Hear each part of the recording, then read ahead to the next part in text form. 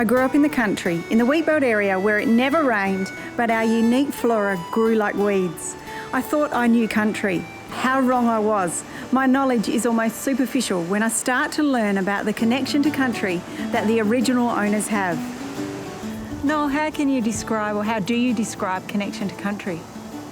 Our connection to country is real, and the best way to describe it, I find, is to say that our mothers, their mothers before them, buried the placenta of every child that was born underneath these trees. And therefore the child that was nurtured by that placenta is connected to that tree and those plants because they are also nurtured by that placenta. We are in the middle of Kings Park, just in this small area in front of us. How important are the trees and the plants here? If we start with the she oak, these trees only grow where there's close surface water.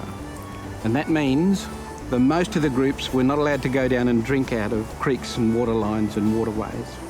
They had to drink out of the soaks dug under these trees. Noel, the fascinating thing for those that haven't got connection to country is there's so many resources in such a small area. Well, still within the 2 metres you've set me. Yeah.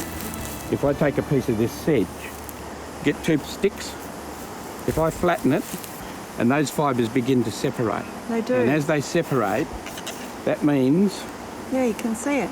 We now have the opportunity to make ourselves a piece of string. So if I twist one way, you twist the other. Okay. And as we do that, we reach the point where it wants to double back over itself. Yes. I'll take the middle, Yep. bring those 2 ends together, let it twist like that. We now have a piece of string, really so strong string. What about the plant foods? This one here, some call it quadang, we call it born. And down under the ground there's a tuber. And look at the colour. It is stunning.